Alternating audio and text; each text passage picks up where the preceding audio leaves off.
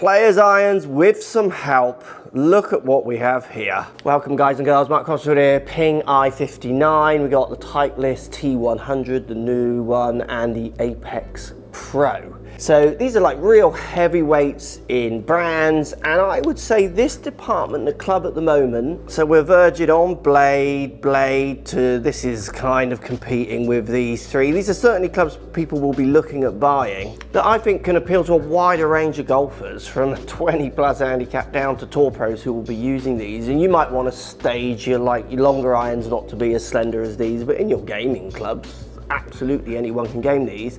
And what's happening, it seems, in this area of the golf world, so this kind of bracket, is that we've got clubs that are gorgeous looking, blade-like, but they offer the help of maybe that medium cavity. So let's see out of these three, which one comes out on top? How similar are they? Comments down below before we start. Which one would you test if you were only allowed to test one of them? Let me know down below. So down by the ball, I mean, you've got three heavyweights of gorgeous looking clubs. They're just stunning, and there really isn't much to choose from all of them. If anything, the Callaway, it just looks like it's got more grooves on the face, or more groove covering the face, because I wouldn't say it's got more grooves at all, because I think the Ping's got the most grooves. It just looks, so then it looks a fraction bigger in the face, but the size of the head. The top lines are so similar. They're all very neat. The length of the blades, so the blade lengths are all very similar. You've got more chromed, and then you've got the old off chrome looking finish on this one. The Ping has the white line at the bottom, where the other two don't. I mean, it's subtle differences. They are all so gorgeous, like totally gorgeous looking. So let's see if we can feel any difference as we hit them. I'm going to start with the T100. Beautiful, thinner top line than the prior model, I would say. It does look more slender than it's ever been. T200 at the moment in the new Titleist is maybe a little bit more the medium bracket club, where this one was, but I mean, I still think for performance wise that's just on looks. Next to no offset. Solid feel. Medium to soft, like not the softest, but it's forged, you know, it does have that forged feel, so that soft responsive feel of the face. Titleist doesn't as physically, but it looks like it almost curves this way, the top line. It's so slender, which is more common in real bladed clubs. Like, it does give a real bladed look down at the bottom, but then on the back side here you do see, you know, there's cavity and bars. You're seeing physical help there. So certainly this way looks how you might want a classic blade to look, but that way, kind of on the shop floor, you are going to think, well, that's going to help, you know, a little bit across the face with strikes.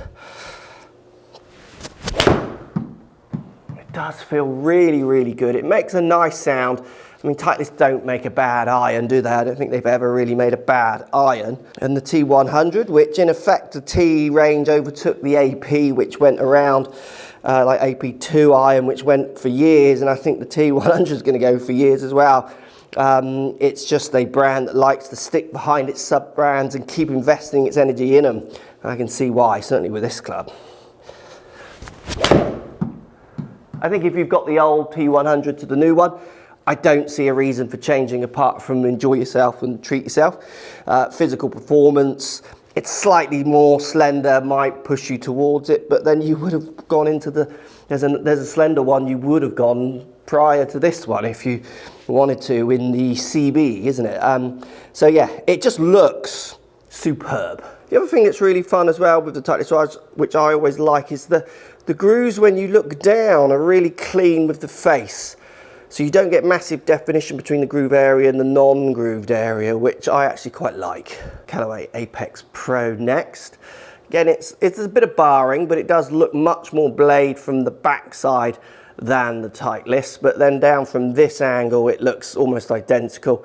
Next to no offsets, nice thin top line. Really clean down by the ball. Again, offsets just literally not there.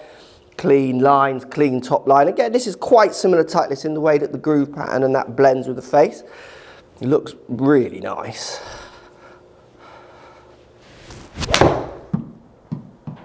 So out of the two, hard to tell the difference in the feel. With anything, I would say the Apex has a slightly softer sound, which then in turn makes you feel like it might feel that fraction softer. Again, that's an audio thing. It'll be relative to what you're used to, what you think might come out when you hit. You like so much mess in those kind of ideas. Just for me, that just felt a fraction softer. It does. For me, out of those two, like, it wouldn't sway me on a buy-in decision, but I can feel that one does feel, I reckon, a fraction more like a truer blade. And I guess it is, in the sense that it is, you know, it's got a bar at the bottom, but it represents a truer blade so much more. Oh, it does feel really good. I've always thought Callaway bladed irons or Callaway player irons, they just look really sharp. They look really, I think, cool. You know, I like the black colorways as well. It just looks really good in an iron. So the Ping I-59 will go round and around because I'm hitting 3 with each, so we don't get any patterns in the data, and I'll show you the data as we go on. So looks very similar. You definitely see more grooves, and it's something to do with the tech on this one, which we will look at tech in a second. We got the numbers, and then we'll do a fun game at the end. Looks great. I do like the white line-up lines on the bottom of Pings, always have done. Subtle, but I like what this does. You do look down, and when you look down, you do see more grooves down there. And then this has this kind of brushed white satin finish. I think it's got the hydro pearl finish. Again, we'll look at the tech in a second. Really talking about trying to keep the spin constant on this club. And I would say where Ping, your knee-jerk reaction is to think Ping aren't really related to this iron so much, but I think they are. They've made this kind of iron for long enough now, I think, for people to remember and start realizing that they can absolutely do this bracket of iron. Not much difference in the feel. Again, that feels pretty soft. It's honestly, it's so hard to tell between the three of them in feel. I think the Callaway feels the softest, but I could come back tomorrow, hit in a slightly different part of the face, which creates a different sound and a different feel, different vibrations, and I might think another one feels softer. They're so close. Yeah, maybe the Callaway does sound the softest. Just sneaking out that I did rip that one. Feels really good though. Like, that feels so solid.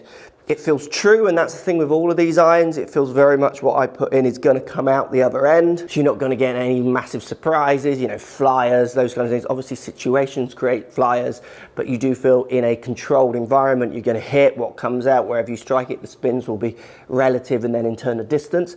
And obviously that's all the idea of control with these irons. This is what they're built around. They're not built around trying to overly help you. They want you to put in and then it to deliver what you put in, and then you're going to get a truer reflection of what comes out. Obviously what you can do with kind of bigger chunkier irons sometimes is you get flies even from natural, you know, controlled lies, because you kept it slightly higher on the face, and then all of a sudden a miss it goes a long way, and that can throw your clubbing out possibly. And I know Ping are talking about in this one, which we'll look at in a second, of really controlling spins in different situations with their finish and their groove pattern, I think, on this one. Right, as I carry on collecting this data, so we can show you how similar I think these clubs are going to come out, why don't we look at the tech with all three? Is anyone shouting louder than another? So if we start with the Titleist, they've got a new torque contoured sole. They're always talking about turf interaction, but they've got a turf interaction. Our engineers are able to produce a new variable bounce design, they're saying, for their clubs. Better tungsten for better performance. They've got a kind of a heavier, if you like, a denser tungsten and D18 tungsten weight, which you get in the heel of the toe, trying to keep the MOI up. The new T100s feature a continuous cradle construction that creates seamless striking surface as well. So they're working on how that face joins that club to try and keep those ball speeds pretty neutral across the face, again trying to control distances. And then in tour inspired looks, which is everything you would expect from the Titleist. The 7 iron on the T100 as well is measuring in at 34 degrees. Apex Pro 21, it's the first Apex Pro iron designed with their AI, which Callaway have been talking about for a while now in drivers, using the artificial intelligence to design the clubs. A unique flash face architecture. Each iron creates high COR for fast ball speeds. Ultimate forged feel, the all new 1025 hollow body construction, And our patent urethane microspheres provide a remarkable blend of sound and feel, and I was kind of feeling that as maybe the best sounding and feeling possibly. And then you got consistent launch characteristics. They've implemented tungsten as well, energy core into Apex Pro. Hollow body construction includes a 90-gram tungsten per iron.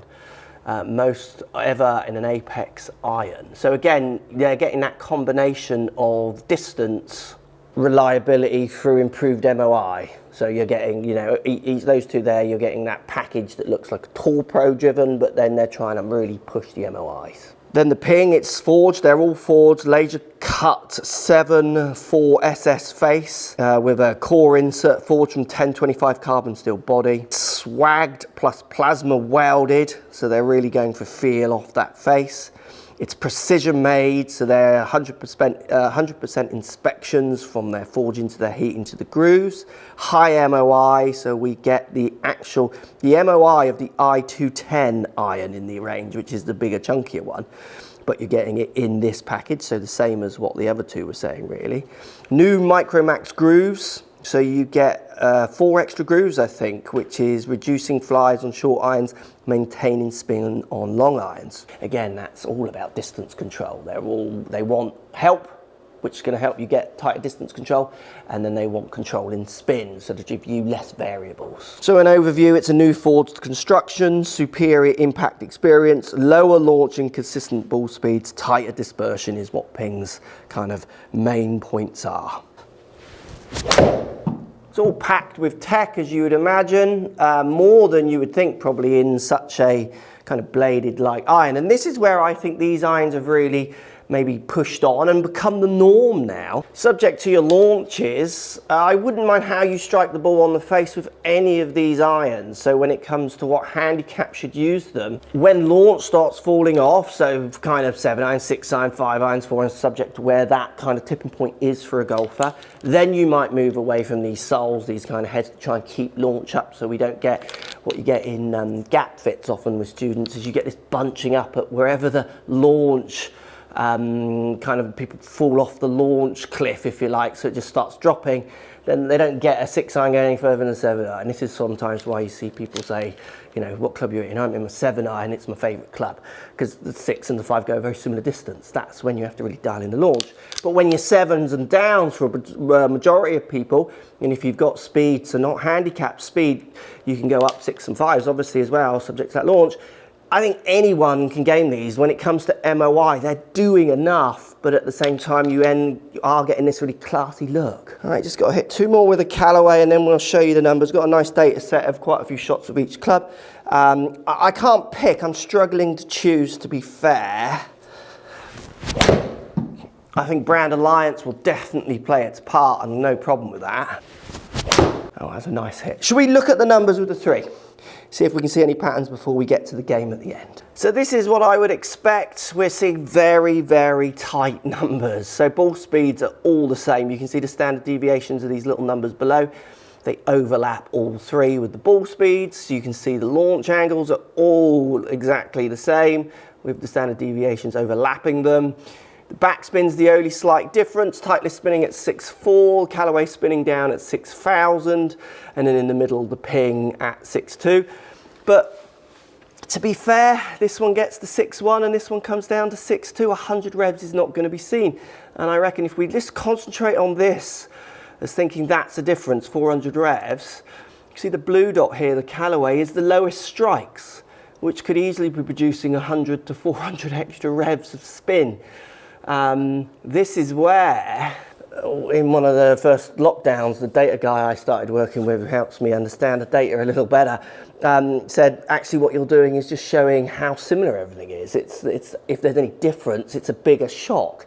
And to be fair, that's kind of what this is showing. I think people see differences in those numbers, which is fine. I don't. I see very similars. Now, if I kind of keep repeating that test over and over and over again, enough times, and that data just settles there every time, we could say, yes, 100, 200 revs difference. Think about 100 revs as well. That's 100 revs per minute, RPM per minute.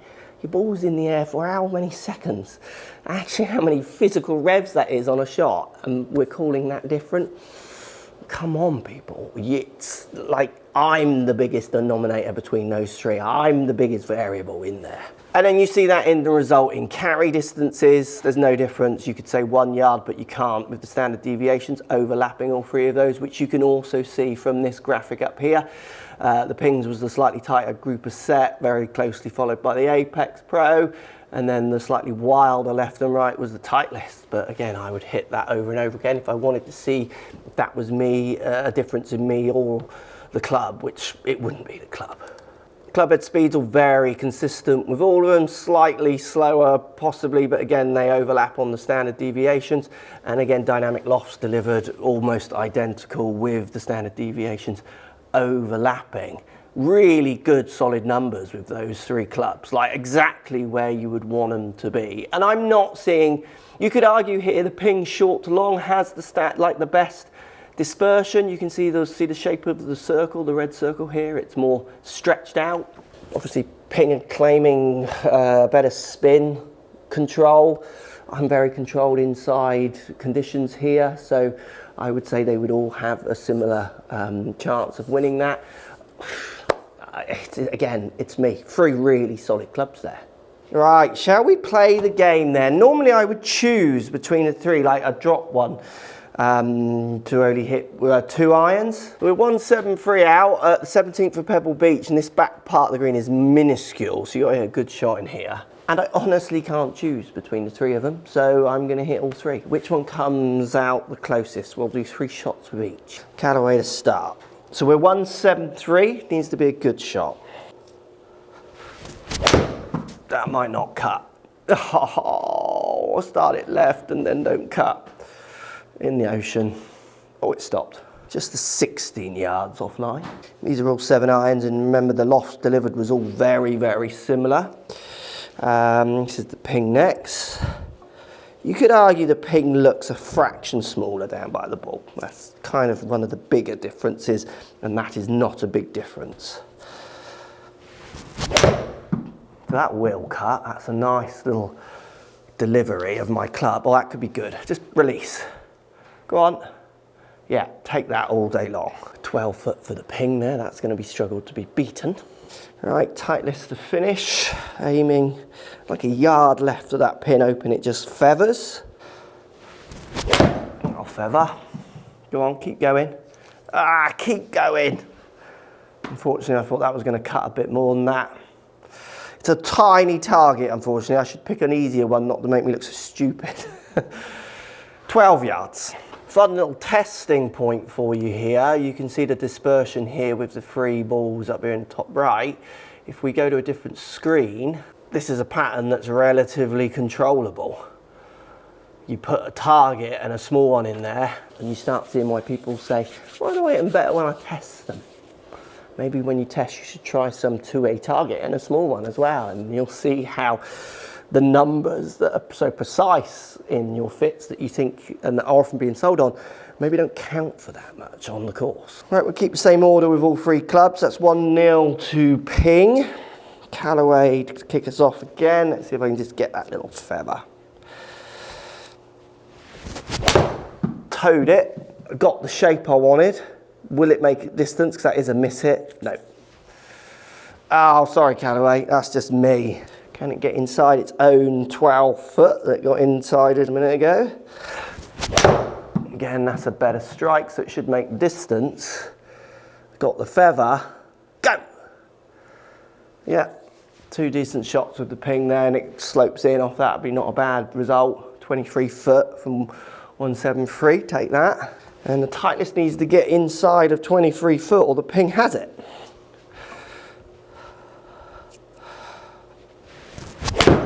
That's not going to fade. Ah, it's a lovely hit as well. Get right. Well, that might be inside. That's a pretty decent shot. 23 foot, Titleist. 20 foot, yo! Right, Callaway to kick us off again. Last round, who's going to take it, or will it be a draw? Can I hit a decent shot with the Callaway? Hit really good ones in the actual test rather than the game. Yeah, that's a better shot. I just didn't start it left. Better strike, it'll make it. get up. Yes, that's going to be about 20 foot, maybe even side. Good shot from the Callaway there. 18 foot. Oh, this could be a complete draw, which, considering how close they all were in the data, makes kind of sense, doesn't it? 18 foot 6 inches. Oh, that's not started left. That's a bad delivery. Oh, this could be one of those funky ones if it was real. That, yeah, if it just got off the green so I could chip it. Not a good shot. Sorry, ping. 20 yards. Is it cutting? No. Oh, feather. Hit that really nice. That's pitching way up there. That's 1-all with all of them. 12 yards. Which one are you trying and why? Let me know in the comments down below. They are 3 very cool looking and feeling irons. And like I say, I'm loving the way they really are bridging that gap between something that looks fantastic, that will perform pretty much like a normal cavity back with the MOI pushes. I literally can't choose. Go on, down there, choose for me. What one should I game if I had to game one of those 3? Let me know down in those comments.